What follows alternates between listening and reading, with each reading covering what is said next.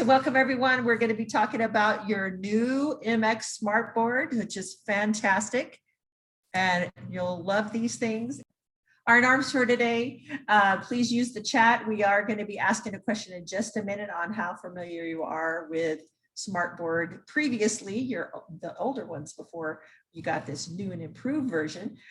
You do want to stay on mute if possible. Your camera's on, as we already said. We are getting paid today, so we want to keep us all, being accountable with our cameras on, being patient and being positive. Our BCSD core priorities, we're all about culture. Definitely, I think that using the Smartboard helps with the interaction with the students. And so a culture of access and inclusion to ensure multi-tiered systems of support for all learners. Core priority number 4. And our values and our vision and our mission. So vision has not changed. We're still trying to be the model of educational excellence, equity, and innovation. And our mission is to educate all students at the highest levels of academic excellence to become collaborative, creative, and critical thinkers. So for our learning intention today, we're going to learn how to use our MX Smartboard features for instruction. And we know we are successful when we can use our board's features for instruction. So Jessica is here. She works for IBS. And if you do have questions, let us know in the chat and I will try to answer, along with, we have Melinda here today from IBS as well. So you're in good hands. So take it away, Jessica. All right, sounds great. Okay, so let me go ahead and share my screen then. 1 second. So hi everyone, I'm Jessica, like Carrie said. And I work for IBS Computer Technology. And yeah, we work with your district as far as the Smartboard integration. So let me go ahead and, pull up my presentation. Where did it go? There it is.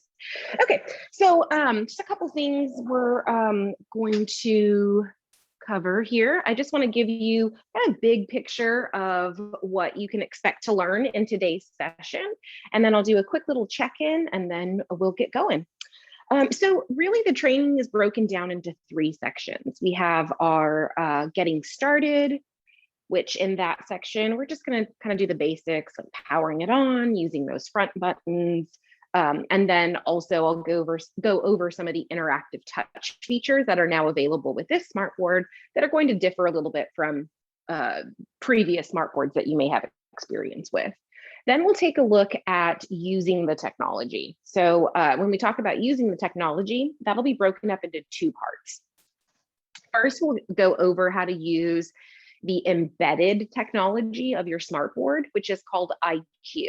So essentially that's using your Smartboard as a standalone product. You don't have to use the computer that's connected to it because your Smartboards now have built-in apps and built-in programs that you can use and run entirely without even having to have your computer connected. So we're going to take a look at that. And then we will, at the end, kind of this part might be a little bit of a review about using your connected computer. So when you do have your computer connected and you're showing your computer up on your Smartboard, how does that interactivity look like? And so that's what we'll cover last. Okay, so that's just to give you an idea of everything we're going to cover. But before we do that, I just want to quickly check in with all of you and just see what your current experience level is with Smartboards. So I know that many of you may have had a Smartboard before in your classrooms. So would you consider yourself you're an expert at Smartboards? Are you kind of more of a beginner? Are you a novice? Kind of if you can just kind of identify your current experience level with not necessarily this new Smartboard, but just with Smartboards in general. I just kind of want to get a feel for who's in the session. So if you could just go ahead and put that in the Zoom chat.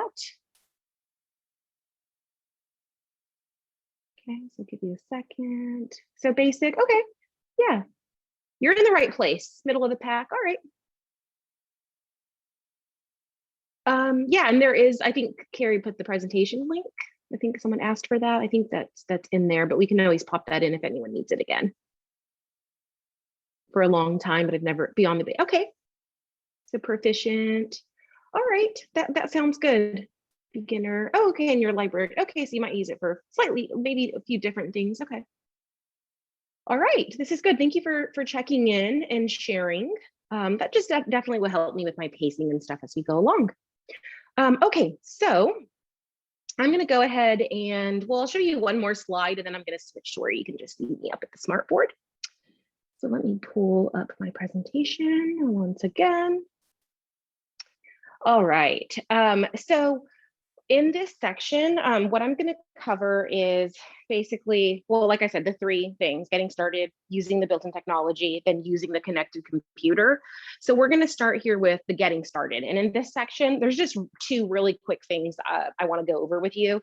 And it's really just kind of like powering on, using those front buttons. We'll talk about their purpose, and then also using the interactive touch features of the board. Okay, so if you have the slide deck, you're welcome to follow along in there. I'm going to go ahead and stop sharing my screen though, and I'm going to just share so you can see me at the board. All right, so hello everyone. Okay, so let's go ahead and jump in then to using the board. Okay, so to get started, right, we just need to power it on. And I know that you know how to power it on and everything's all connected, but I just kind of want to talk about some of these buttons and their purpose. Okay, so I'm just going to go ahead and zoom. My camera has a zoom feature where I'm able to zoom into different parts of my board. So I just wanted to draw your attention to the buttons down here. So we're going to use the power one to power it on, but I just want to point out that you have the volume controls here, which are going to allow you to turn up or down the volume that you're either playing in that embedded technology, or if you've connected your computer to the smart board, if you play something with sound from your computer, it should be heard through your smartboard speakers, or your classroom speakers, not through the computer speakers. And this is how you can control the volume of that with these buttons here. Now, you also have this button that looks like a pause. That's a freeze button. So when your computer's connected, if you push that freeze button, whatever you were showing when you pushed freeze will be frozen for the students. And so then that way you could do something else on your computer and they won't see it. It's kind of like a privacy mode. And then when you push the freeze button again, it'll unfreeze it and the students will now be able to see anything that you're showing. Okay. You also have this button here that it looks like a pull down screen, but what that button is actually for is it's a mute. So it will, with one touch, mute any sound and put a screen over the entire smartboard that just like with one touch will just basically hide any visual or sound that is coming from the board. Okay. And then you have your input button, which we will take a look at because we'll use that when we have our computer connected, and that's how we switch the input to be able to see our computer. So we'll talk about that momentarily. And then we have the home button. That home button is really important because that is what will always get you back to your home screen, which is the first thing you will see when you power on your smart board.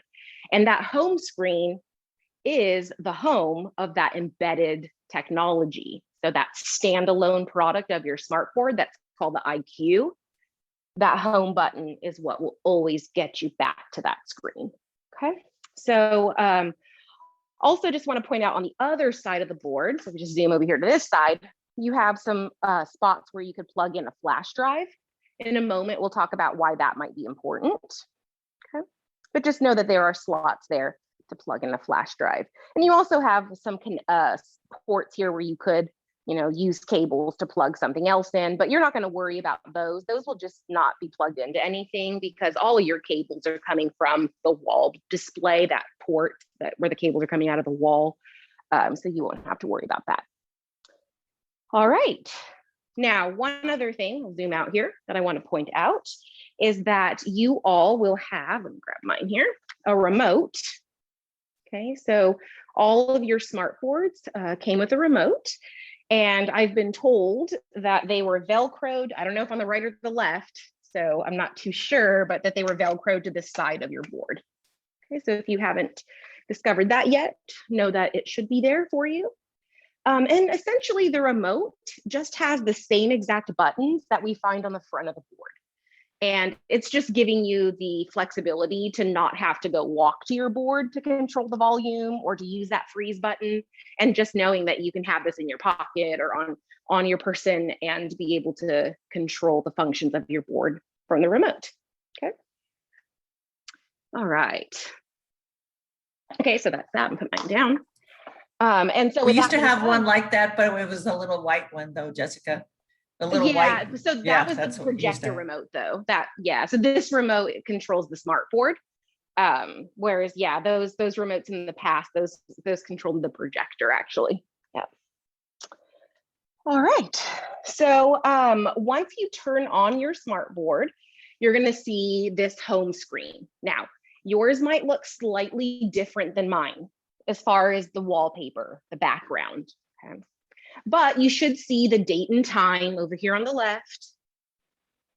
On the far left, there's this little icon here with 4 boxes. And when you click there, there's some widgets that are available that we're going to cover in the next section. You also have a sign in at the top that we're going to cover next as well.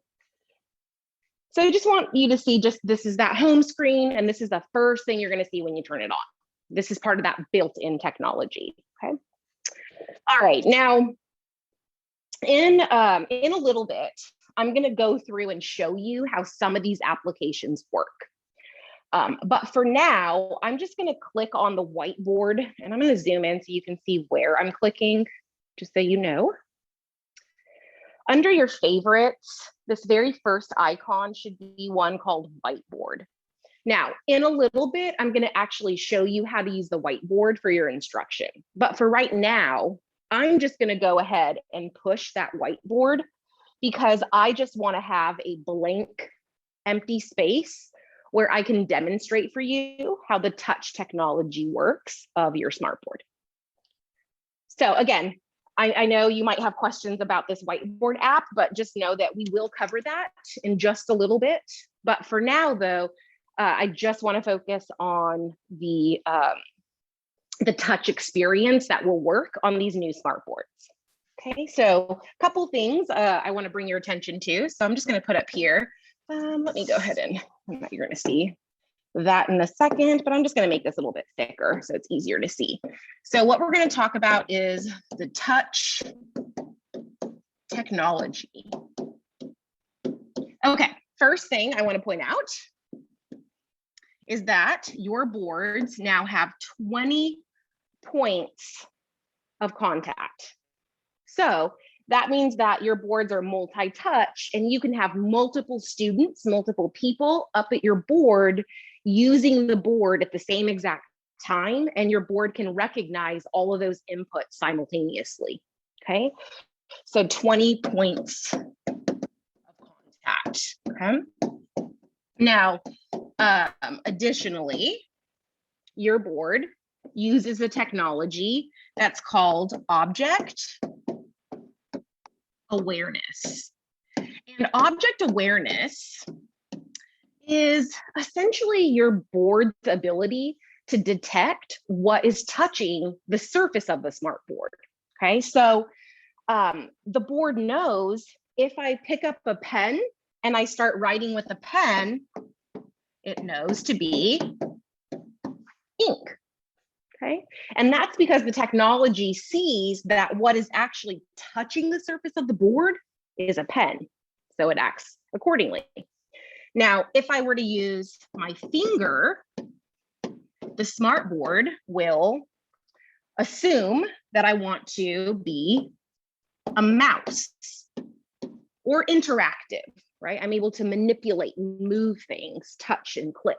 Okay, so without having to put the pen down or switch tools or push any buttons to tell the board that I want to do that, I can just intuitively make that switch. So I can go from writing with a pen to touching with my finger, even if the pen is in my hand, doesn't matter, because what's actually touching the surface is my finger. And so the board will know the difference. Now, one more thing it will recognize, your palm. So I'm sure you've noticed on your new smart boards, because I know that some of you have had them for a little while now, there's no more eraser. So how do you erase on your smart board? Well, there's actually a couple ways you can do it. So if you use the side of your hand, like if you're making a fist, turn it sideways, that will erase. Okay, so that's one way to do it. Right back in my number 2 there. The other way is if you open your hand, but keep your fingers closed.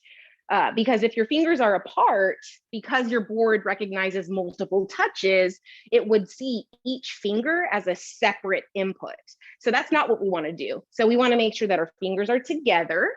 And when we swipe on the board, it will erase. Now, I like using the hand with the closed fingers because it is touch sensitive. So if I just put my fingertips on the board and erase, it will be a small eraser. If I put my whole hand down, it'll be a bigger area that's erasing. So let me show you. Okay, so open hand, fingers closed. I'm only touching with my fingertips and see how the eraser is smaller. Okay, so let me write that back in. Now, if I erase with my whole hand, see how it's a bigger area that will erase. Okay. So that's the interactive touch technology that is new and different with these boards that your other board that you had might have done something kind of similar, but it definitely didn't have as many points of contact. So I'm going to add another blank page because I want to also show you that if you had multiple people up at your board, not only will the board tell the difference between the pen, the finger, and your palm, but it can do that concurrently. So what I mean by that is I can have one student who is writing something while another student is moving. So see how one is moving, one is writing. I don't have enough hands, but another person could be erasing at the same time too. So it's not like we all have to be writing or all erasing. You can do things just kind of freely up at the board, interact independently of what your neighbor is doing, and the board can still recognize all of that. Okay. All right, so what's the arrow above the sign-in? So Margaret, that arrow above the sign-in is the back button. And when we get back to how to use the built-in technology, I'm gonna cover all those buttons and we're gonna explore all of that. So we'll get into that a little bit more. But for now though, are there any questions or anything about the this interactive touch technology that you have questions of or you want me to clear up before we move on? You can put your questions in the chat. You have a pretty small group. You can always unmute yourself and ask your question too if you'd like. And I know we have Carrie and my colleague, I'm so sorry, I should have introduced Melinda. Melinda Winter, she works for IVS as well. She's part of the training team at IVS. And she's here just helping out in the chat as well. So if you ask questions, you know, she might hop in there and, or not might, she will hop in there and answer some of your questions too. Or bring it to my attention if it's something I should address with everyone. Clear the screen at the same time, Jessica? Like to erase the whole screen at once? To erase the whole screen at once? So there's a couple ways you can do that. When you are using this built-in technology, there is no quick way to do it. It's the old manual way, having to go around. So you know how when your computer is connected, for those that might remember on your old smart boards, how you used to be able to pick up the eraser and do the circle and tap, that will still work. You just use your hand and you actually don't even have to do a full circle anymore. You can just do a U with your eraser hand and then tap in the center, and that will erase everything that was contained within your U. The only thing though is that only works when your computer is connected to the smart board and you're viewing your computer. Right now, because I'm just using the built-in technology, that IQ, that is not supported. So I can show you. If I try to do that and then tap, nothing happens. So I just want you to know that. So just so you know, you don't think that that doesn't work. It's just that it doesn't work in this environment, but it will if you have your teacher computer, that your desktops, when those are connected and showing, which I'll show you how to do that in a little bit, then I can revisit how to erase faster. But yeah, in this built-in environment, it won't work. All right. Any other questions before we move on? No. Okay. So, oh, go ahead. I was just saying there wasn't any more. You're good. Oh, okay. Speak, Linda. Okay. Margaret, go ahead. Sorry. We can just switch to a new clean frame too, right? Yeah. And I'm going to show you how to use the whiteboard Okay. application in a little bit, and I'll show you how you can add pages. And so yes, you could just add another page. That would work too. Thank you. Okay, so I'm going to push on the home screen. I'm going to push the home button, which is that first button here, because that's what's going to get me back to that initial home page. Okay, and that's where I want to be, because that's what we're going to cover next. So we already did that overview section, so checked off that first part of the training. Okay, so we talked about how to power it on, and then that interactive touch technology. Now, before I move on, though, to how to use this built-in technology, I do just want to point out that your district is currently working on a cleaning protocol that they will be announcing soon on how they want you all to clean your smart boards. Okay, so just know that that's coming soon, okay? Because I know you might have questions about that.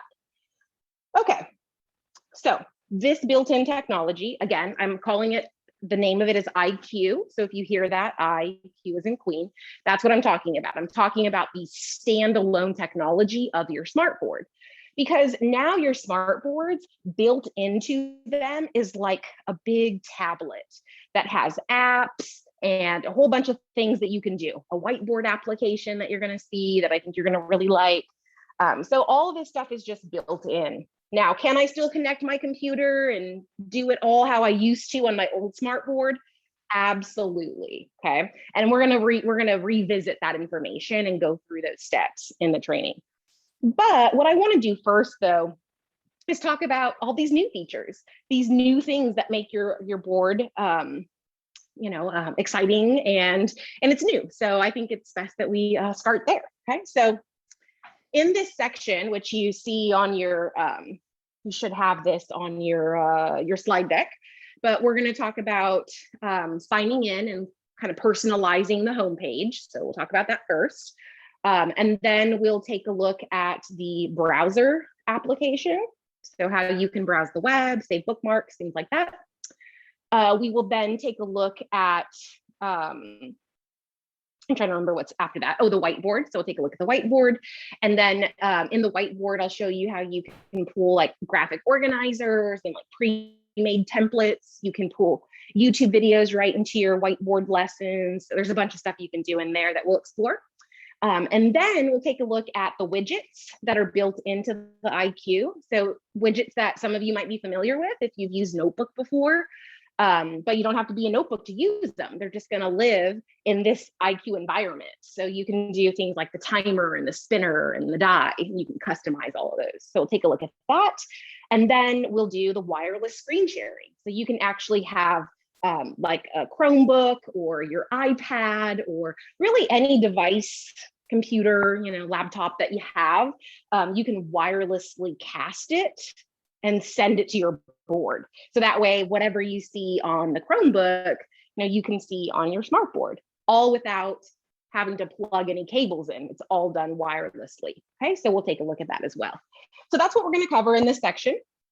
So to begin, let's start with just kind of the lay of the land, where everything is located, and then we'll cover how to sign in. So I'm going to use my remote here that I have. This is the remote for my camera that I have across the wall here. I have a slightly different camera than you guys do. And that's just because I have to like zoom in to show you different parts of the board that I'm not just necessarily sharing my screen. So if you were wondering about that, I'm going to zoom over here. So like I mentioned, you have the date and the time. You also will see this little icon here that we'll explore in a little bit, because those are where the widgets are located. If we travel up here, you'll see that this button at the top is a back button. It's different than the home button, because remember, the home button, the actual button on the front of your board, and the home button is also on your remotes. That will just take you right to this home screen. The back button is different in that it goes layer by layer.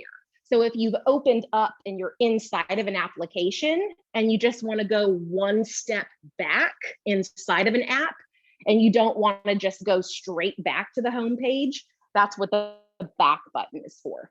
Okay, and we'll use it throughout, so you'll see how it's done, but that's what it is, the back button. The one below that with the little person, that's your sign in. And we'll come right back in a second to sign in.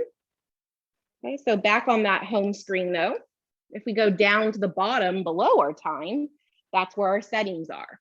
And we'll come back to the settings and I'll show you and just point out a couple things in there that I think will be useful to you.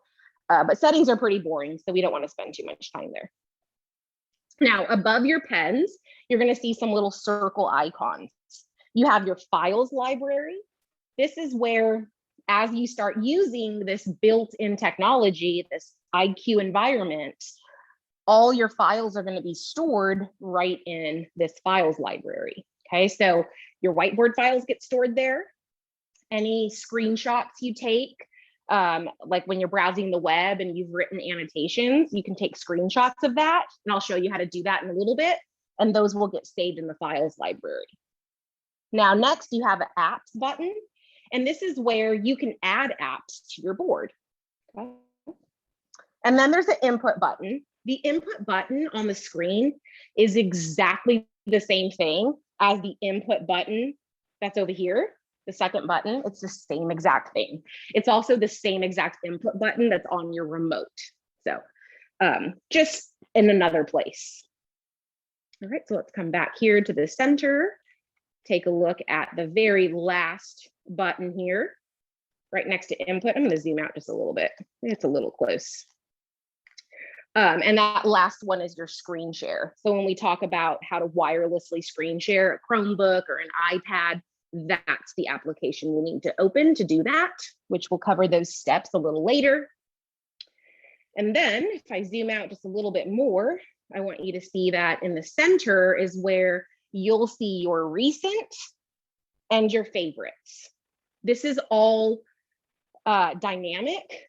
The recent is, so this is going to show you the 8 most recent files, websites, just the last 8 things you've done in this IQ environment. They will show up here. And then over on the favorites, this is customizable, and you can add any of your favorite applications or shortcuts like quick links to get to websites and things like that too. Okay. And then just one last button here, your cleanup or your sign out. So it actually says sign out. That will just sign you out of the board. So speaking of signing out, let's talk about signing in. I'm going to zoom out here. And remember, I mentioned that the sign in button is towards the top left here. When you click there, I'm already signed in, but you're going to go ahead, and if you're at your board, go ahead and do this. Click sign in. And then type in you're going to use your BCSD, the same account that you use for your Google Drive, your Google Classroom, any of your Google. Okay, it's the same exact email and password because your Google account is your smart account. Okay. All right, so the benefits of signing in. Well, first of all, you can personalize it. So you can change your background, your wallpaper. You can choose which apps are your favorite and make those be on your homepage so you can access them easier. You can also, there's file synchronization that will happen. So when you're signed in as yourself with your Google account, then any whiteboard files that you create from your board, not only will they be saved in your files library, but they will also be saved on a website called the Smart Learning Suite online. And on that website, you'll be able to see any of your whiteboard files from any computer. You'll be able to access them. Okay, so it's like cloud storage, basically. Those are the benefits of signing in. So I'm going to go ahead and push my home button to get back to the home screen because I am already signed in. Okay. So if you are at your board, I definitely encourage you to sign in, but I know that not all of you are. So I don't want to take too much time away from, being able to go through all the features. But just know that you do have that slide deck later, and there's a lot of videos and things embedded into that will kind of help you, guide you through if you don't happen to be at your board right now and you're not able to try these things, okay? Okay, so let's talk about customizing the home page. So first, let's just take a look at the wallpaper and how we can just change the way it looks. And then we'll talk about how to personalize the apps that show up on our home screen. So down over in the settings, that's where I'm going to go. Give it a second to load. And because of the glare, I'm just going to go ahead and use my zoom to zoom in so you can see exactly where I'm going here. So a bunch of settings. Settings aren't that exciting though. So like I said, just a couple to note. You have your network settings. That's just going to show you the Wi-Fi network that your board is connected to, because your smart board, this built-in technology, has to be connected to the internet, which this has already been done by your IT department. So I'm not showing you this and telling you that you need to do this. I'm just showing you where the setting is, just in case you ever have any issues with your board not connecting to the internet or having any internet issues. This is where you can go to troubleshoot. Now, the one thing I do want to show you here in settings that's actually kind of fun is the wallpaper setting. So if you go to the wallpaper setting, you'll see that over to the right, there are going to be some preloaded wallpapers that you can choose from. So there's not too many, but there's some that you can pick through. So like, let's say you were doing maybe a unit or something on the solar system or space. You can click this background. And once you select it, there's no like OK button or no finish or apply. It just automatically gets applied. So if I now push my home button, you'll see that, someone in the waiting room, let me zoom out, that my background, my wallpaper changed to look like space, okay? Now I'm gonna go back into the settings though, and I'm gonna go back into the wallpaper, because what I want you to see is that up above, it tells you that you can add pictures from a USB. So if you're doing like a certain unit, maybe, whatever it may be, but you want a certain background for your homepage. So it could be like a unit of study. It could also just be like a school mascot or a class mascot or theme that you have going on for the school year. So anything that you want, it just has to be a picture file that is saved to a flash drive. Okay, so you'd have to find the file like on your computer, and then in your computer, plug in the flash drive, save that image to the flash drive. Okay, and then once you have the flash drive with the image that you want saved on it, you're going to come to your board. And I'm going to zoom in here to the buttons, not the buttons, I'm sorry, the USB ports. You'll plug it into one of these, doesn't matter which one. And once it is plugged in there, and then you go into your settings and you open up your wallpaper setting, any pictures from your flash drive will automatically populate here. And then you would just click on it, and that picture would become your background wallpaper. And then you can just remove the flash drive, and that picture remains your wallpaper until you choose something different. Okay. I had a All question right. on that real fast. Sure, go for If it. you have your computer, it's hooked up to the deal. Can you get your pictures that are on your computer onto there as your background, or does it have to be from the flash drive? So it has to be from the flash drive. So you would then have to just put the flash drive into your computer and then just make a copy of if you have that picture file already saved on your computer, just like copy the file and paste it onto the flash drive. And then now it'll be on the flash drive. So when you plug the flash drive in, you'd be able to choose that picture. Okay. Yep. Thank you. Yeah, no problem. All right, so before we move on then, just a quick little check-in. Knowing now that you can personalize your wallpaper, does anyone have any ideas you want to share with us in the chat of some backgrounds you think that you might use? I do have a question. Sure. Does that picture that you've put on now stay in the picture options? No. Okay. Yeah, so it won't populate it into these actual choices. It'll just be like in that moment in time, you can choose it, but it'll stay your background even once you've removed the flash drive. The only thing that is if you go back into the settings and then you choose like something else, one of these defaults, then if you wanted to go back to that other original picture that you had, you'd have to plug in the flash drive again for it to find it. So, Okay. yeah, great question. Thanks. All right. Themed weeks, Dr. Seuss. Oh yeah, that's a good idea. I like that.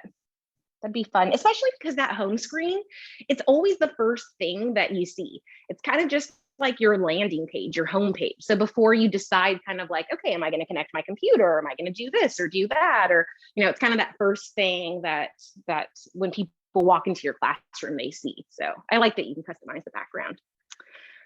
All right. So I'm going to go ahead and push the home button to get back to the home screen. And then I want to cover just quickly how you can customize and add apps and things like that. So before I show you how to add apps to your favorites, I just want to show you the apps that are available. Okay, so I'm going to go ahead and click the apps button here, which is located right above my pen. For me, and it should be the same for you, it's that second little button. It's called apps. When I click there, it's going to load and show me some board apps. This is showing me which apps are currently installed on my board. I'm going to zoom in so you can see them better. Now, you may have more than I do, or you may have less. And that's because when you're signed in as yourself, you can customize and add any apps you want.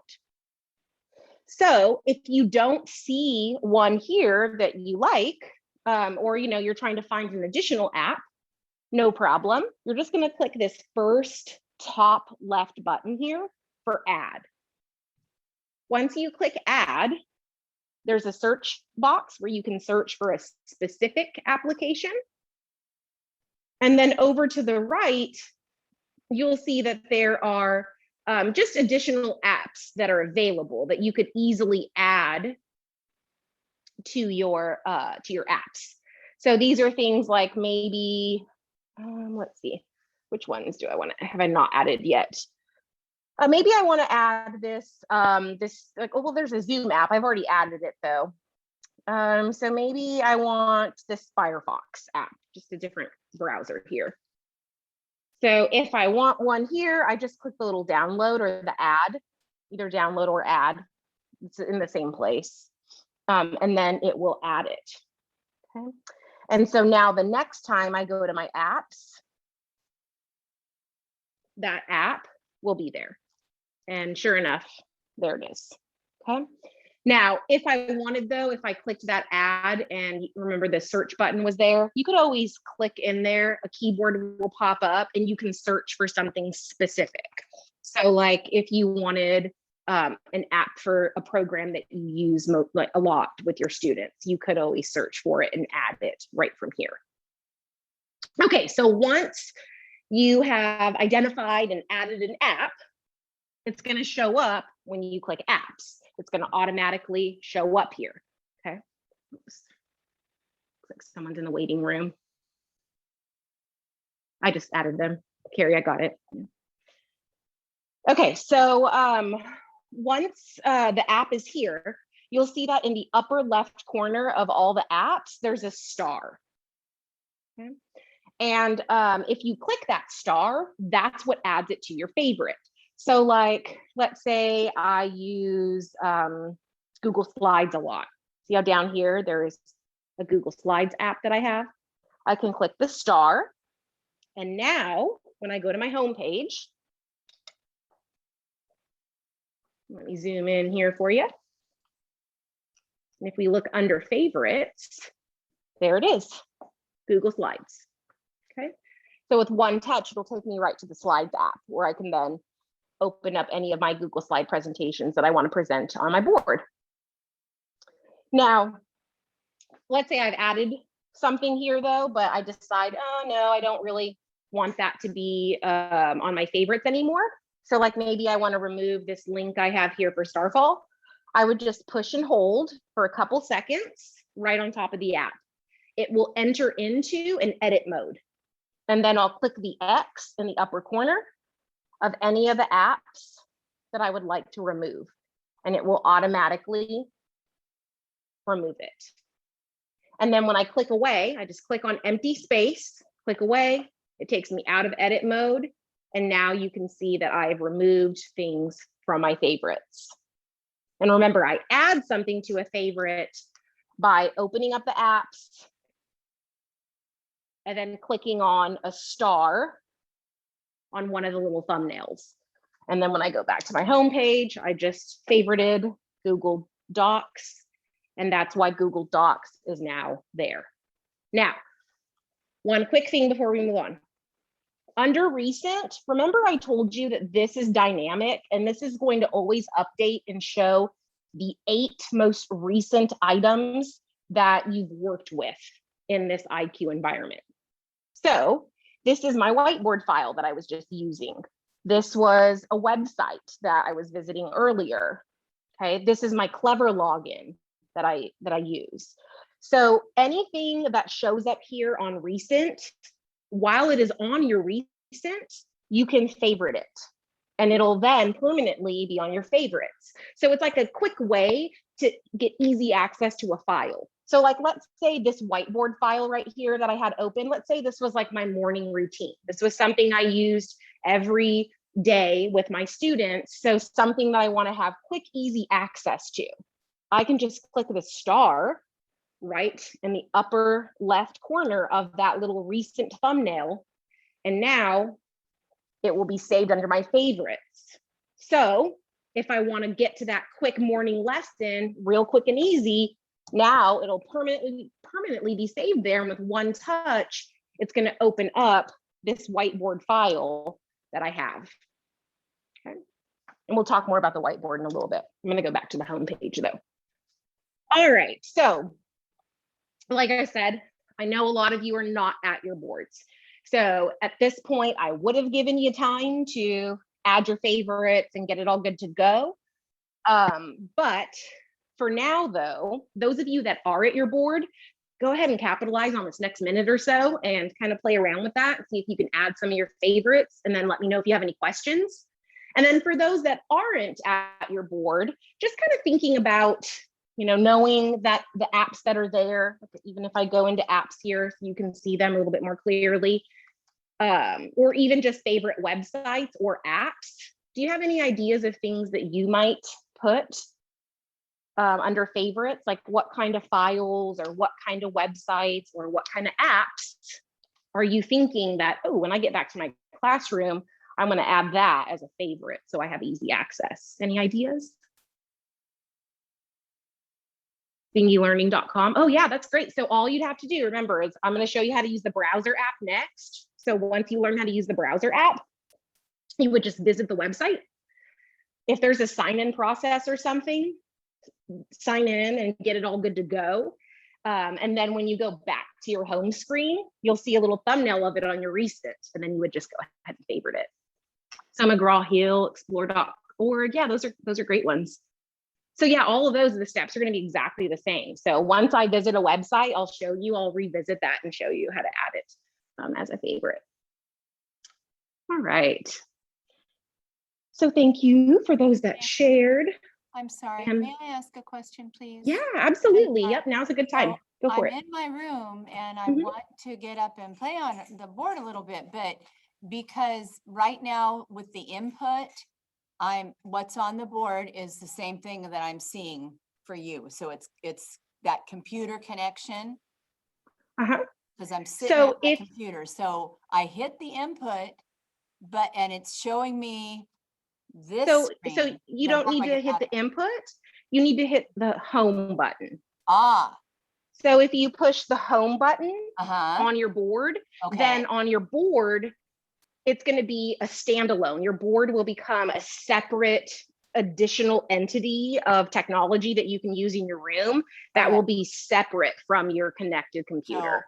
So you'll still be on my computer, but I'll still be then on your computer. my new, Mhm. But my then new if you board push the will- home button, then you'll see okay, your home screen. So you would Okay, be so able to try kind of follow along. okay. Yeah. All right, so try it, but let me know though if there's any questions that come up. Okay. All right. So with adding a Oh, go ahead. so with adding a website, you're gonna go over that, right? Yeah, we'll go with the browser app next, and I'll pull up a website, and then I'll show you how it's going to show up in my recent, and then I'm going to capitalize on that moment in time and favorite it.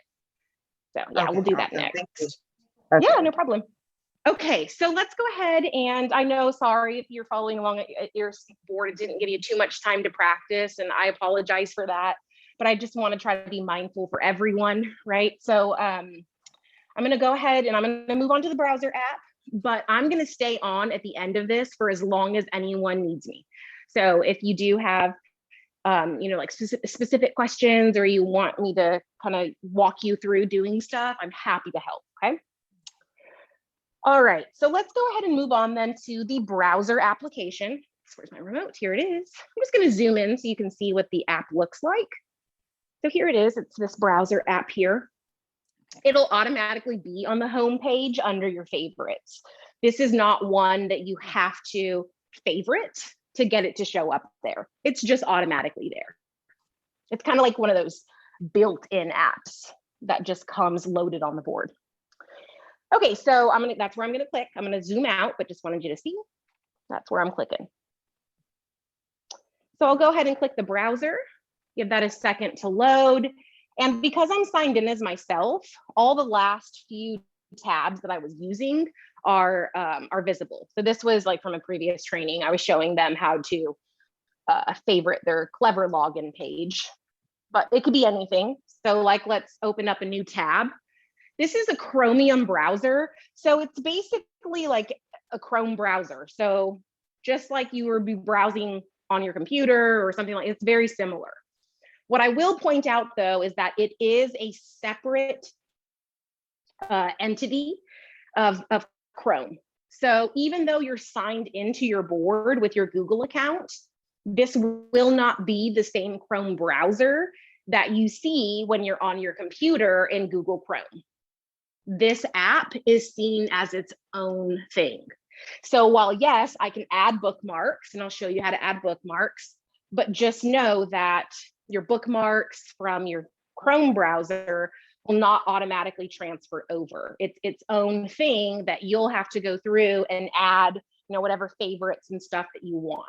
Now, the reason why they did this, because I at first was kind of not sure if I liked that, because I was like, well, I hate that I have to sign into my email or sign into this website or whatever. I wanted it to be just fast and easy. But Smart's rationale, because I asked them if they could change that, or at least give me the option to sign into my Chrome. And they said that they didn't do it because of like privacy things, because if you think about your smart board, this built-in technology, how it's totally self-contained, this could be a station, like a center in your classroom, that when students are able to more freely move around the classroom, they can use the smart board as a work center or a workstation. And if you had students up here browsing the web and exploring different websites and things, you probably wouldn't want them to open up your favorites or your bookmarks and have access to your gradebook or email or different things like that, which is why they gave you just like a separate iteration of a browser, okay? So you would just click perform a search. Anytime you type into a search bar, the keyboard automatically pops up. There's nothing I have to do to tell it. It just does that. Kind of like when you're on your phone and you're going to type something, it's like your phone just intuitively knows. Smartboard does the same thing. So like if I wanted to go to my McGraw-Hill, I would go to my login. Okay, now I would actually want to log in here. I don't have a login, but so just kind of bear with me here. You would go through the motions of doing that, okay? And then once you've logged in, go to your home, back to your home button, give it a second to load, and see how now, let me zoom in so you can see. So the steps are the same. You would just visit whichever site you're thinking you want to be a favorite. Now it shows up here, my McGraw-Hill login page. I'm going to add a star. I'm going to click that star there. And now, if I go to the right, it's under my favorites. So quick, easy access. I basically just put like a link on my home page that with one touch, it's going to open up my browser and take me right to that website I want to be on. Okay. Now, let's just talk about just kind of in general, if we wanted to open up a website, what that would look like. I'm going to visit Starfall. See, I'm using my finger too. It's all touch. I would just open up one of these activities here. Maybe I want to do the learn to read. Let's do Zach the Rat. Okay, so it loads. I click my play button. I can turn up the volume. I know you probably can't hear it, but remember, I can use the remote, okay, or I can do it from the actual smart board. Turn it down though, so I don't have to talk over it.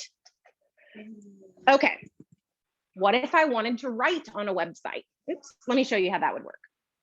So I pick up the pen, and the moment that I put the pen to the screen, it makes a clicky noise as if a picture was taken, but that sound is just giving me a cue that I've entered the ink layer. So when you enter the ink layer, that's basically, it has this green bar around it. So see how there's a green border now. And what will happen is the website is no longer responsive. I can't move my annotations. I can't open up a new tab or go to a different tab. I can't click the next button. It freezes whatever is there, and you get stuck in this annotation layer. So those of you that have used smartboards for a long time, and we're talking like smartboards like 15 years ago, that's how the ink layers used to work, even when you had your computer connected.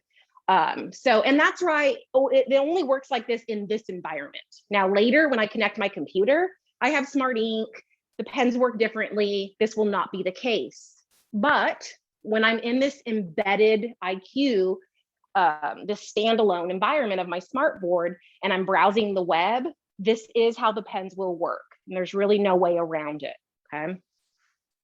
So again, you just, you can write things, you can add annotations, but then once you're done writing your annotations, you're done annotating, you have to tell the board that you're done, and you have to close the ink layer. And you're going to do that by clicking the X in the upper right corner. Now, a pop-up will appear asking you what you want to do with your annotations. You can cancel. That's the first option. That'll just bring you right back to your annotation layer and let you continue adding annotations to what's already there. If you choose discard, it will delete them forever. There's no way to get them back. And the ink layer is removed. If you choose save, which is what I will do, it will take a screenshot.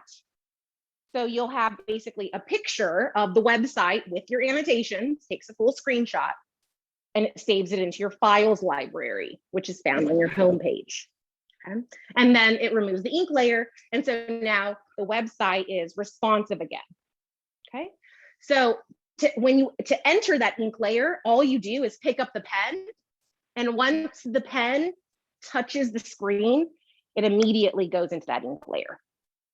Now, one thing I didn't show you is when you are in the ink layer, you can customize your pen. So let's look over to the left side of the board.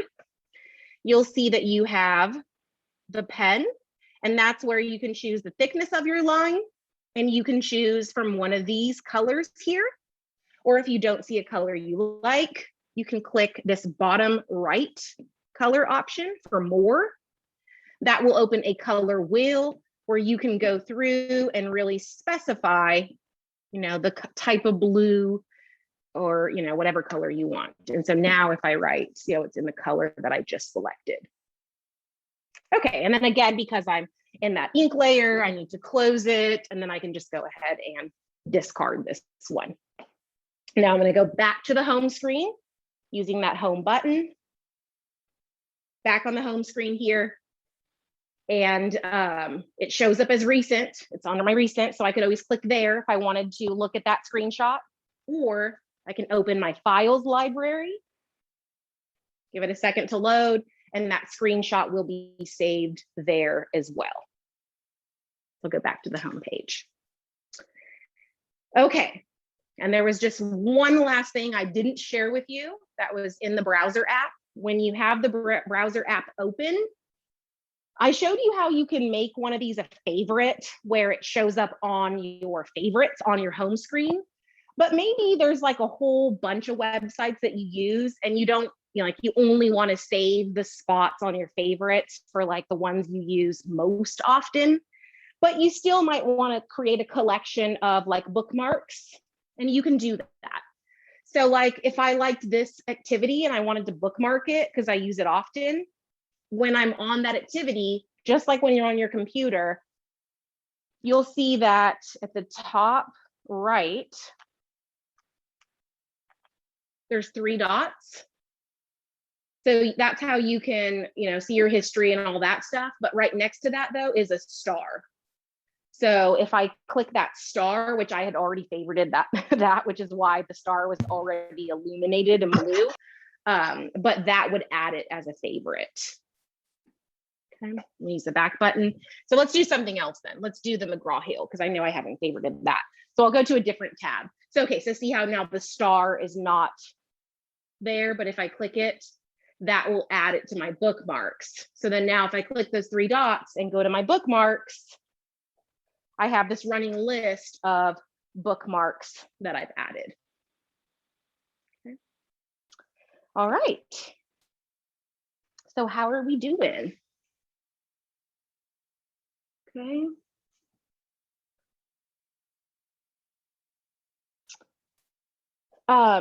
Any questions? So the bookmarks on the board are not the bookmarks that are on your computer.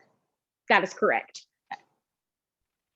Yeah, think of this app as like its own Chrome entity, that it's like a separate thing compared to when you're on your Chrome browser on your teacher computer. Yeah, totally separate. So you'll have to add just the favorites that you want here on your board for this browser app.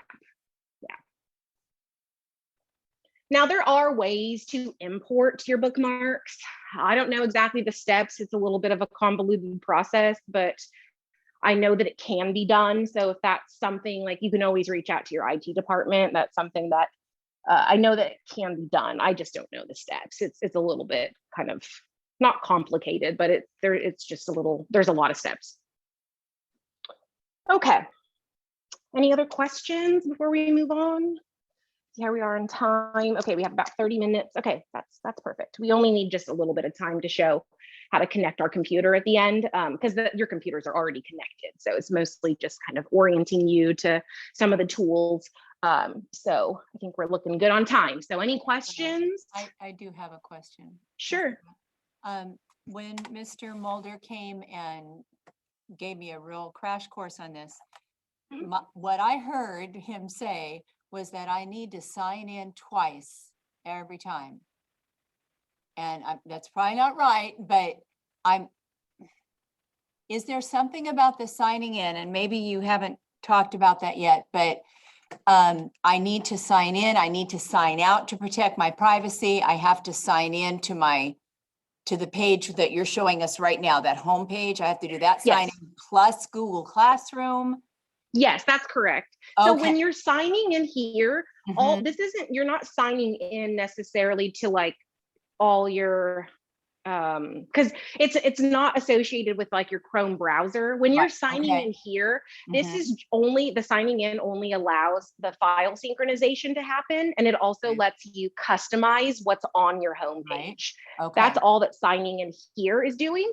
Okay. So he's right in that you will have to sign in here, and then once you open up an app and you go to your McGraw-Hill or wherever you are, you Uh-huh. still are going to have to sign in there. Sign in. Now, what Okay. will happen though is now that the board knows who you are and Mhm. you're signed in as yourself, if you go and sign in to your McGraw-Hill, it will once you're signing in, it'll ask you, would you like us to save this password? Just like it Okay. will on your computer. Okay. It's just that very first time you will have to do it, and then it will ask you if you want to save it. And if you click yes, then now the next time you go to sign into your board and then you go to your McGraw-Hill, at least it'll automatically be filled out for you. So you Okay. won't have to, yeah. Okay. The And next we- time though. we should sign out the little homepage sign out every time. Is that correct? At the end of the day, if that's Yes. what your district protocol is, then I would say, yeah, that there's if you know the concern is about privacy or things like that, then yeah, because if someone were to come into your classroom and you were signed in as yourself and you had all your passwords saved because Okay. you've been using your board for a while, that someone would be able to access all your files, and they would also be able to access anything in your web browser that you've saved your passwords for. All right. Thank you. So it's not a bad idea. Yeah. You're welcome. I have All a right. question really quick. Sure. So like for substitute teachers that come in Mhm. to use the smart board, so Yeah. what do we do? Like, they would just sign in with our credentials, or how would they use the smart board without logging in? Yeah, so you can use the smart board without logging in. So if I were to sign out here, then I would still have access to the whiteboard, the browser. I'd still be able to do everything. I just wouldn't retain any of your saved information for them. So they would still be able to create their own whiteboard file and do all that stuff. And anything that they do just gets saved to the board. It doesn't get saved anywhere else. It's just saved to the board. Great, thank you. Yeah. All right, so let's go ahead and speaking of that whiteboard, let's take a look at the whiteboard because we'll definitely want to explore some of those tools there and make sure that we get to the screen sharing as well. So I'm going to go ahead and open up the whiteboard app. This one will, just like the browser, automatically be under your favorites. So I'm going to go ahead and click on that whiteboard. It's going to open up. And first thing you'll want to do is down here at the bottom, you'll see that you have background choices. Okay, so these are things like graph paper, different types of lined paper, and you have also a white and a black background. Okay, so you would just pick the one that you want. Maybe I'll do grid or graph. There we go. And then over on the left, you have some additional tools. So I'm going to zoom in a little bit and I'm going to show you those. So you have a pen tool. So if I pick up my pen and I touch right on top of that pen tool, it's going to open up and it's going to show me that I have a pen and I also have a highlighter. I also can choose the thickness of that pen or highlighter. And then I also have color choices. And similar to when we were annotating just over a website, if I don't see a color that I want, if I click this bottom right one, that always will open up that color wheel where I can really customize the color that I want for my pen. All right, so once I have a color selected, then I can just start writing on the board. Now, once I write something in this whiteboard app, I can move it around. I can use my two fingers here to zoom it in or out. I can rotate it, all that good stuff. Okay. Oops, I meant to move this, not the whole page. There you go. Okay. So that's the pen tool though. The next one is the select tool. Now notice I didn't have to push that to be able to move this and manipulate it or anything. And that's because of that object awareness technology that we talked about, that the board just knows when it sees a finger on the board to act accordingly. So it's basically a pointless button is what I'm saying, the second one. So you can just kind of disregard it because the board just does that intuitively. But below that though, you have an add media button. When I click there, let's add online content. I should be more specific. So when I click there, it's the third one down. It looks like a picture of mountains with a moon. There is a search bar for you to search for online content. So if I click in the search bar, my keyboard shows up.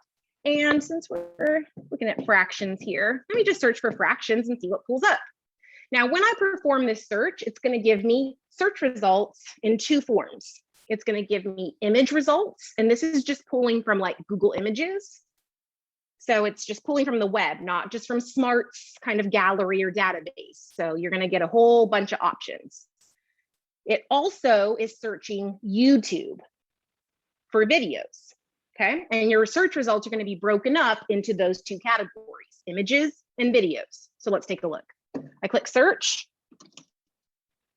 and up top, see how now it shows in this add online content panel. When I open it again, see how now it's a longer panel rather than just that little search bar, because now I've searched for something. So you see the search bar has now moved to the top, and then the results are below. So right now I'm looking at images. So these are all just image files. So if there's one that I want, I would just click it and it adds it to the page. Okay, so let's go ahead and click away.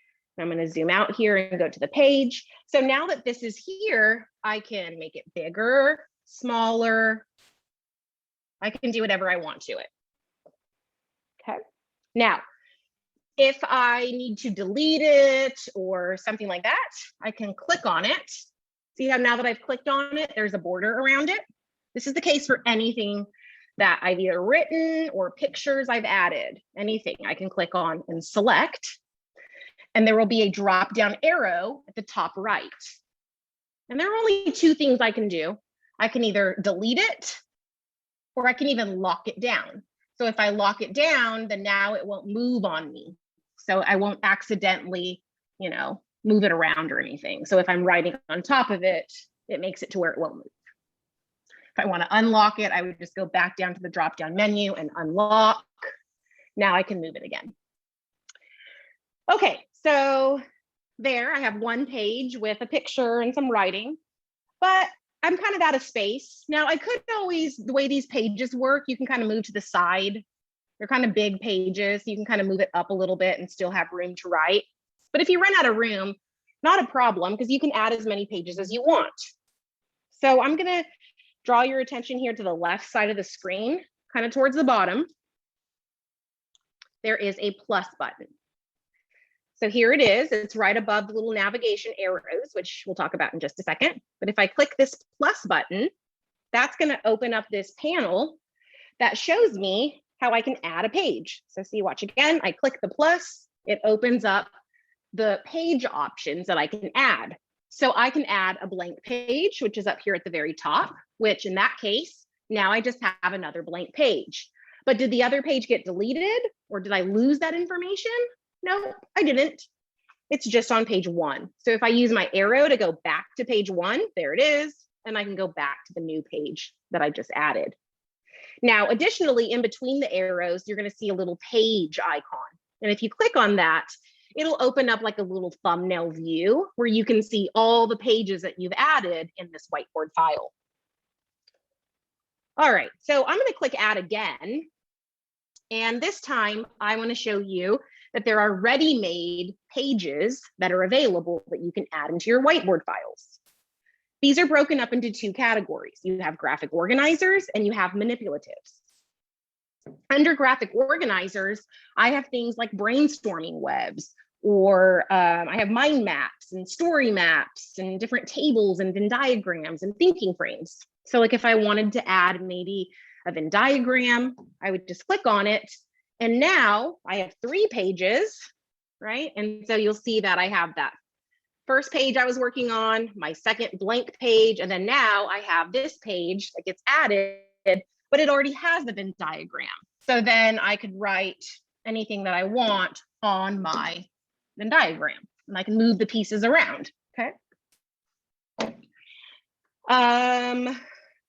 Let's see, what else? Okay, so under add to, not only can I add the graphic organizers, but there's manipulatives. So you have things like fraction tiles, there's geared clocks, there's hundreds charts, there's math expressions, number lines, base 10 blocks. Let's go ahead and click our base 10 blocks. I would click that page, and now this page gets added into my whiteboard file, and all of these items down here in the bank are automatically infinitely cloned. So when I add items, there's always going to be another copy below. And I can still use the pens on top if I wanted to, like maybe I'm writing a problem here, or maybe I want to write in that these are my hundreds, you know, tens and ones, but a little bit neater than I wrote, but just doing it quickly here. Okay, so see how I'm just kind of building as many pages as I want. One other thing, let's go back to this blank page here. I'm going to go back to that add online content because I only showed you how to add an image, but now that I know how to add pages and things, I want to go back to that add online content.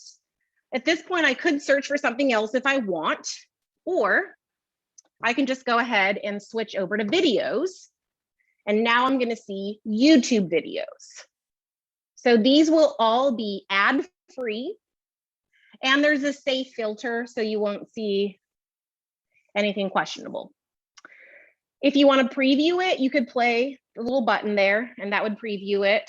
Or if you just click it, go back, you can just add it to the page. So see how that didn't add it, that just previewed it. But if I click on the actual picture, not right on that little play button, it just adds it to the page.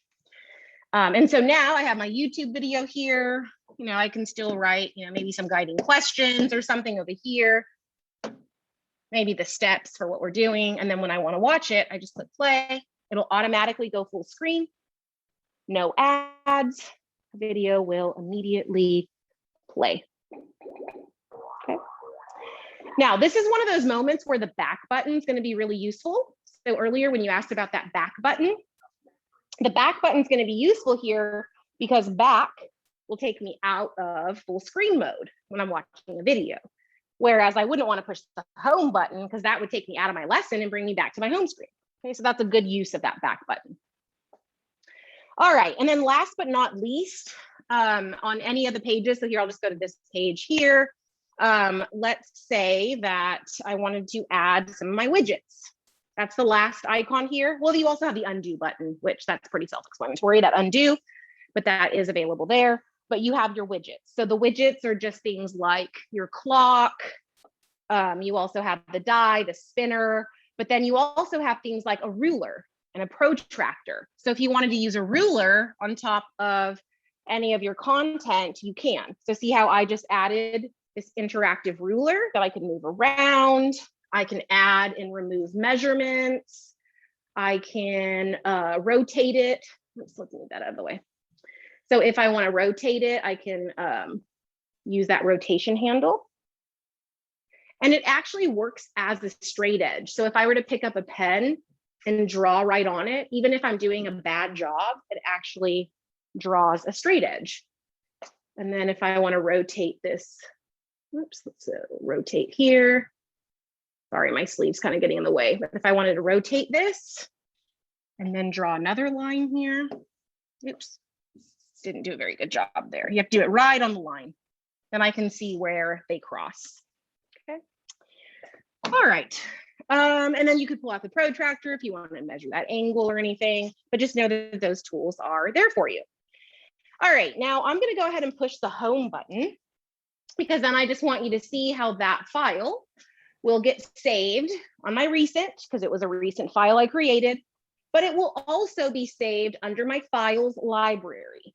So once it's in my files library, it's going to be here. Okay. Now, Couple things I can do if I wanted to export that or have it saved somewhere besides just my smartboard and in my files library. I can, one, plug in a flash drive, click on the file, and I can export it to the flash drive. That's one way. Or the other way is on my computer, there is, and I can put the link in the chat, but there is a site that's called suite.smarttech.com. And if you sign in there with your Google account, you're going to be able to see those files there. Okay. All right. And I'll make sure that, or Melinda, do you mind if putting that in the chat, a link to that? So when you go to that link, when you sign in as yourself, that's just going to show you any files that when you were signed in on your board, they'll automatically get saved there. So it's just basically like your cloud files library. So just wanted you to know that it exists and that is a place where those files get saved, because I get asked that often. I have a question. Sure. The one half that you wrote on the whiteboard was connected as one piece. Okay. But let's go then back when to you that. did the 2 lines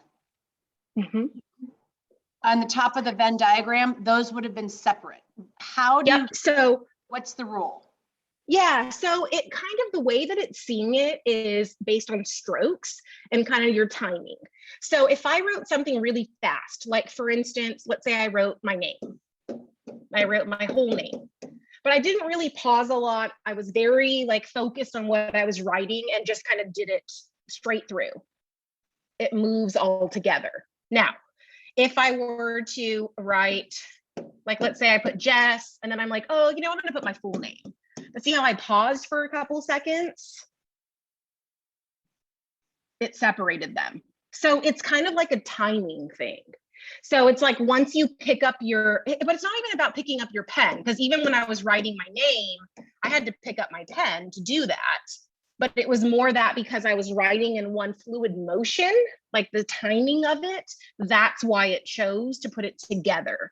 So if I wanted all the pieces to be separate, I would just write my 1, then my line, then my 2. And because I paused between each one, each piece is separate. Whereas the equivalent would be writing it quickly and it moves together. So words like no change, I ended up with parts not together because I paused in between the words no and change. Okay, let me try that.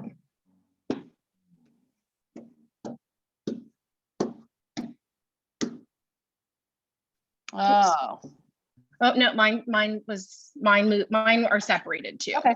Yeah, so that's in this whiteboard app, but if you were on your computer doing this in Smart Notebook software, there would be a way for you to like select both of them and then you could group it together. But just in this particular app, it doesn't let you do that. Just But I checking. can show you that. Yep, no problem. Thanks. All right. Okay, so I just, because we're almost out of time and I want to make sure that I get through those last few items quickly. I just want to show you those, and then I will, like I said, make sure to take, you know, any questions that you might have. Okay, and you can always put it in the chat too, and either Carrie or Melinda could always answer too if it's something that's like a quick answer.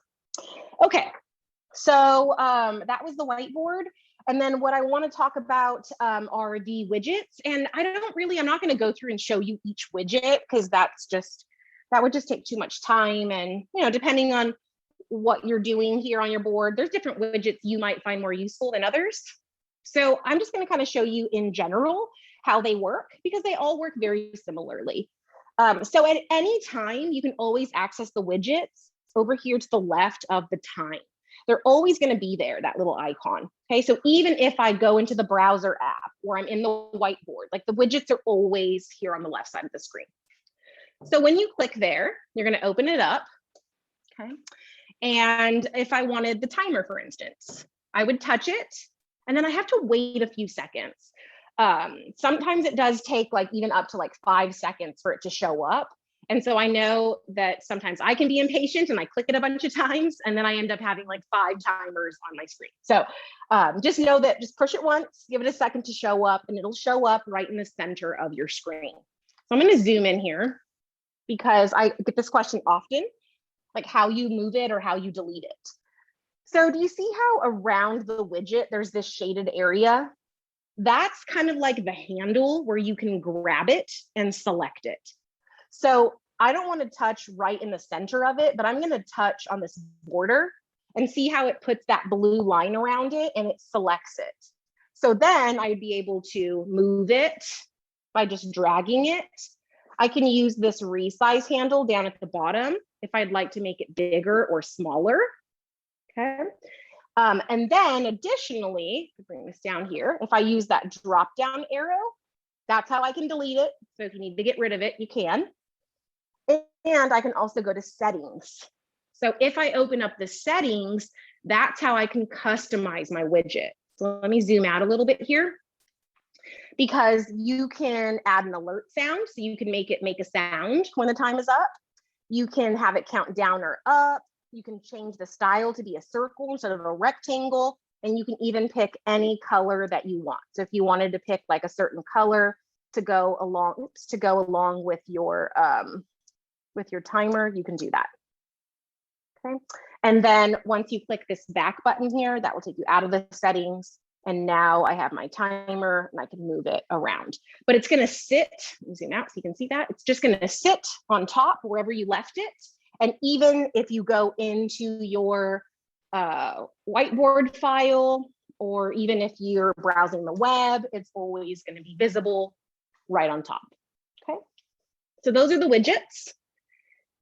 And then just the very last thing is just the screen share. So this will just take like 2 minutes, and then we'll quickly just, I'll talk about when your computer's connected and a little icon that I want you to look out for. Okay, so to wirelessly screen share, this is going to be for like your Chromebooks or for your iPads. I'm going to show you how to do it from a Chrome browser. But if you have an iPad, you would just use the AirPlay that's built into the iPad. And your AirPlay, as long as you're on the same wireless network from your iPad or the Chromebook as you are the smartboard, it should be able to find it, okay? So let me show you those steps. From your home screen, you're gonna click on screen share. Okay, and I'm gonna get rid of my timer here so it's not taking up the real estate on my board. So I'm gonna go ahead and delete that. Okay, so with this open, I'm gonna switch my view because I want you to be able to see my computer at the same time. So give me one moment here. Okay, so I'm still here in the corner. So you see I'm still on my home screen. All I did was click that screen share button. Now I'm on the right page. I'm within the screen share app. So now from my laptop, or this is, I'm assuming this is a Chromebook. So let's just pretend like this is a Chromebook here. If I want to share, I'm just gonna go see on the right here under the X, you have those 3 dots. If you click there, one of the options that you will have is for cast. And if you click on cast, you'll see that the name of your board will be visible. And how do you know the name of your board? Well, on your board in the screen share app, right here on number 2, it'll tell you the name of your board. Share your screen to this smartboard and the name will be listed. That's the name you're looking for in your Chrome browser from the Chromebook. Or if you were on iPad, this would be in your AirPlay, if you would just look for the name of the board. Click it. Oops. Okay, let's give it a second. There it goes. And so now it's saying, okay, Chrome is mirroring.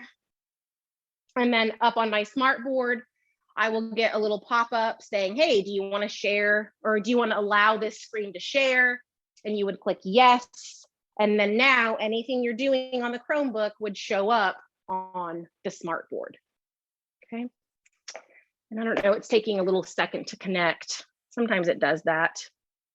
So I'll just be patient and give it a moment. But essentially those are the steps. Now, the interactivity though isn't happening on here. So if I wanted to control the Chromebook, I can't just click up here and control the Chromebook on my smartboard. I would have to do things from the Chromebook. It's just that it mirrors it to the smartboard is all it's doing. Okay, so for the sake of time, I'm going to navigate away from there, go back to the home screen, And I know Carrie put the evaluation in the chat, so if you can fill that out, and I just will leave with 1 minute here. I just want to show you, last but not least, when you want to go to your connected computer, I just want to point out that that's when you use the input button. So I'm going to switch my view so you can see me entirely. So when you want to see your desktop on the smartboard, that's when you click the input button. Give it a second to find your computer. You would touch it, it's all touch screen. And then now you're going to use your finger to control your smartboard. So you can move applications, you're basically controlling your computer. So you can use your mouse at your mobile desk, or you can use your finger up the smartboard. But now anything you can do on your computer, you can do on your smartboard. So you can open up your Google slide presentations, you can navigate the web, you can do whatever you want. And you will have this little pen icon that will pop up, and that is part of your Smart Ink. And I'm just going to zoom in so you can see. Only when you are connected to your computer will this icon show up, and inside of there, you can customize your pens and access additional pens. There are also presentation tools in the toolbox that are available. And I'm doing a training tomorrow, if you haven't done it yet, on how all these tools within this Smart Ink toolbar and within notebook software as part of this thing called transparent background that you can use when you're connected this way to be able to use all of these on top of resources that you already have.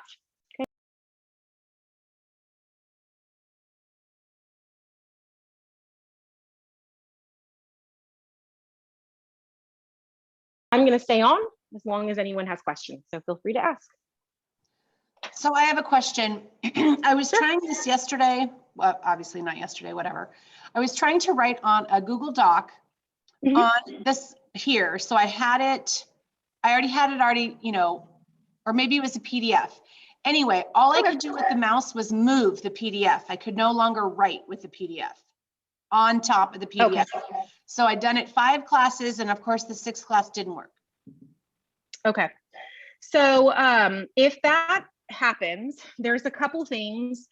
And in the slide deck, I forget what number the slide is, but there's a couple steps, and there's also this help document here that walks through manually launching the Smart Ink program. Okay. Because just for sometimes, for whatever reason, like that program is supposed to automatically start up when your computer is connected to the smartboard, but just for whatever reason, sometimes it doesn't.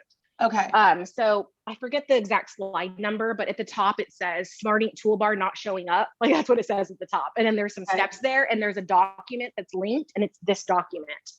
And basically all you're doing, what this document describes, is going into your Microsoft little icon here and going into your programs and finding the Smart folder. So you should have a folder called Smart Technologies. And inside the Smart Technologies folder, you have the program itself, Smart Ink. Okay. And if you click on that, it will manually launch it. And so if that little pen icon wasn't showing up, then that should get it to wake up. Okay. That doesn't work. I would restart the computer, and usually that regenerates it. But, so but these are the steps to happening manually. is that I didn't have the Smart Ink, and that's why the pen was making everything move. That's correct. That Smart Ink toolbar wasn't, for some reason, wasn't being recognized. Well, and that was the culprit. I have no idea what I'm doing. So obviously it was very No, easy. not at all. But yeah, so, it's just that little icon, because that little icon will be on every time we have the computer and something open. Okay. Yep. I have not anything you open, that little icon, it's just going to be floating around somewhere. Okay. And when you open it up, that's where all the pens are located. So you can even switch to a highlighter, a crayon, there's a paintbrush, there's all kinds of different even types of pens you can use. Okay, so I'm going to ask one more, which I'm sure the answer is no, but I just want to check. If I write on top of this document and move this document, the writing stays where it is. It doesn't link to the document behind it. That's correct. When so if it's a PDF though, you could, there is a program that gets loaded on your computers that's called the Smart Ink Document Viewer. Okay, And if you don't see it, you could always go back into that Smart Technologies folder, and it's called Smart Ink Document Viewer. It's okay. basically Smart's version of a PDF viewer. And Oh. because it's Smart's PDF viewer, then it allows you to, once the program is open, you would just go to like here, open, Find and then your you can doc. open any. Okay. Yeah, so here, let me just open one. Okay, let's see. This is kind of a random thing here. A random PDF here, but let me zoom in so you can see that when I scroll, it's gonna move with it. Okay, so now that I've opened this PDF, I can put some notes here, but when I scroll, Oh, that's how it- amazing. but Okay, that's only gonna be for your PDFs because it's only a PDF viewer. And that's called the Smart Ink Document Viewer. So it's a program that you all have on your computer. It's just probably you've never seen it or didn't know what it was for. But if you open it, once the program is open, you just go to File, Open, and then you'll be able to open any PDF. And then you could Okay. even save the annotations too. So like when I'm done, if I click the X to close it, it'll ask me if I want to save Oh. changes. And I can actually save my annotations into the PDF. I can do a save as, so I can give it a new name. So I don't, copy or replace the original. I could just make a separate copy with annotations. so you just used your 2 fingers to make that bigger. Uh-huh. So I was trying to do the magnifying glass and that was a disaster. Okay. Okay, So so- because you're like, oh, you were trying to zoom in, like, Yes, manually? and I couldn't. oh, yes. okay. Yeah, you can use that'll work Okay. on the internet too. So like if anywhere you go. So like if on this internet page, if I wanted to make it bigger, or like here I am on this slide, if I want to make it bigger, Google Slides works a little different. Well, yeah, but I mean, the PDF I had, and then I was trying to make it bigger by, okay, I'm at 83% zoom, so it fits on the screen. Oh, Oh, yeah. You just use your finger, use your 2 fingers to just zoom in or out. Okay, Like that. thank you. That's okay. Those are my Yeah. questions. No problem. All right. Any other questions from anyone?